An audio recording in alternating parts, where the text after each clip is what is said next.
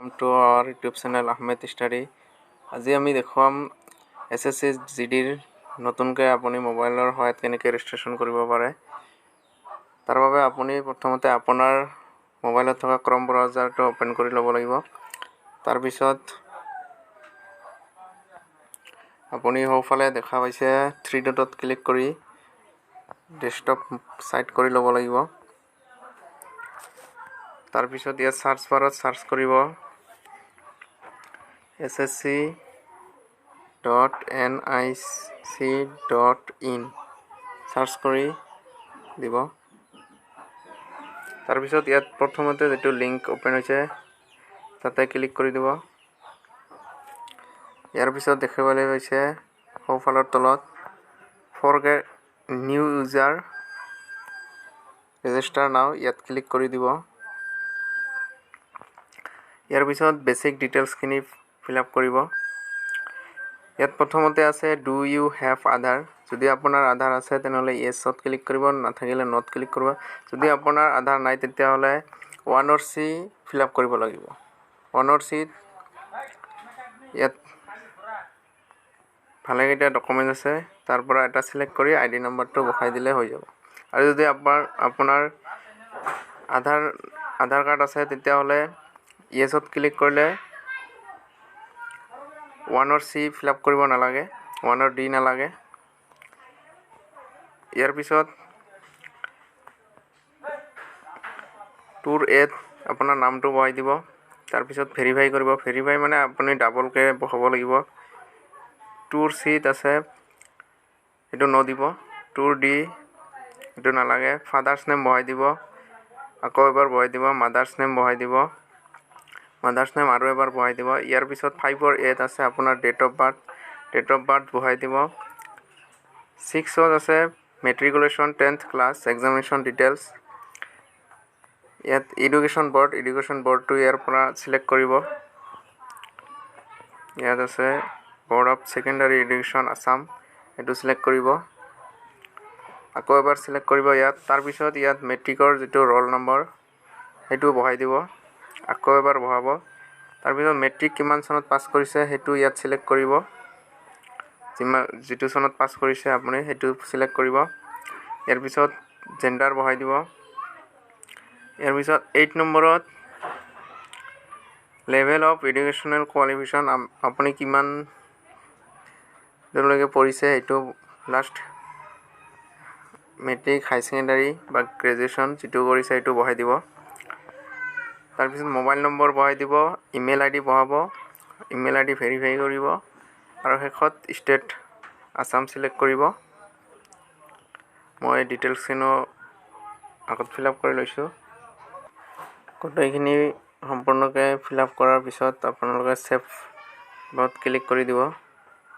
সেভত click কৰাৰ পিছত ইয়াত কনফাৰ্মত ক্লিক কৰিব আৰু আপোনাৰ মোবাইল নম্বৰ অথবা ইমেইল এড্ৰেছত এটা OTP যাব।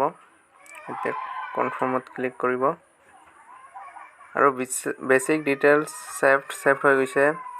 আৰু এই ৰেজিষ্ট্ৰেচনটো আপোনালোকৰ 14 দিনলৈকে থাকিব যদি সম্পূৰ্ণকৈ ফিল আপ নকৰে। তাৰ পিছত ইয়াত ক্লোজ কৰি দিব। ক্লোজ কৰাৰ পিছত ইয়াত অকে কৰি দিব।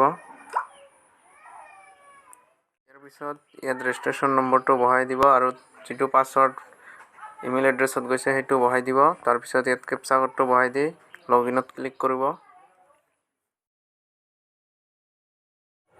ইয়াৰ পিছত সাবমিটত ক্লিক কৰি দিব।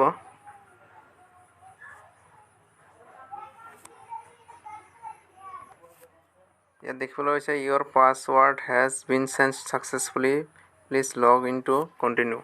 ইয়াত ক্লোজ কৰি দিব। এতিয়া আপোনালোকে ইয়াত আপোনালোকৰ ৰেজিষ্ট্ৰেচন নাম্বাৰ আৰু যেটো নতুনকৈ পাছৱৰ্ড বনালে তাৰ পিছত কেপচা কোডটো বহাই দি লগ ইন কৰিব পাৰি।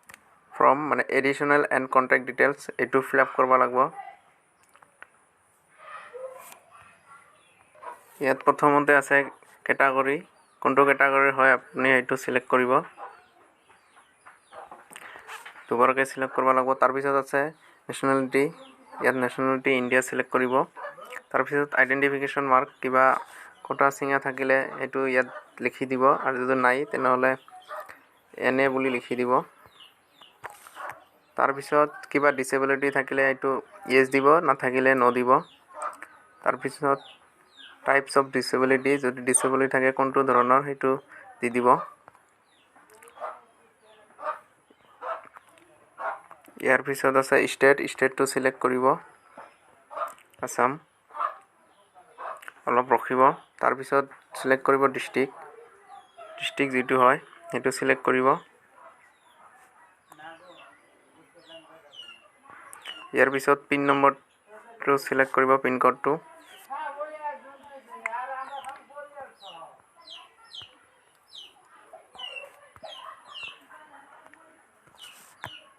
ইয়াৰ পিছত in present address same as permanent address.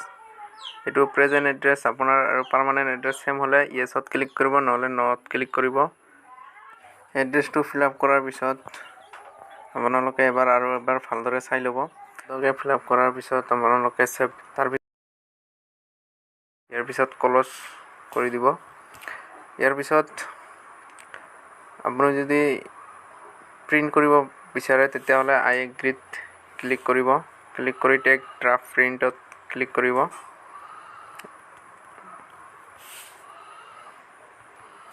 Click কৰাৰ পিছত এইটো PDF ফৰ্মেটত আপোনাৰ মোবাইলত অট'মেটিক অপেন হ'ব। ইয়াত চাই ল'ব, যদি কিবা ভুল আছে তেতিয়াহ'লে শুদ্ধ কৰাৰ সুবিধা আছে। ইয়াত চাই এনে পিছত বেক কৰি দিব। ইয়াৰ পিছত ফাইনেল সাবমিটত ক্লিক কৰিব। ফাইনেল সাবমিটত ক্লিক কৰাৰ পিছত মোবাইলত OTP যাব। সাবমিটত ক্লিক কৰি দিব। ইয়াৰ পিছত দেখিব পাইছে সাকসেসফুলি কম। সো ফ্ৰেন্ডছ, আজিৰ ভিডিঅ'টোত এইখিনিয়ে। ভিডিঅ'টো চাই ভাল পালে লাইক কৰক আৰু লগতে চেনেলটো সাবস্ক্ৰাইব কৰিব। আৰু আপোনালোকে মোবাইলৰ সহায়ত কেনেকৈ অনলাইন এপ্লাই কৰিব পাৰিব তাৰ ভিডিঅ'ত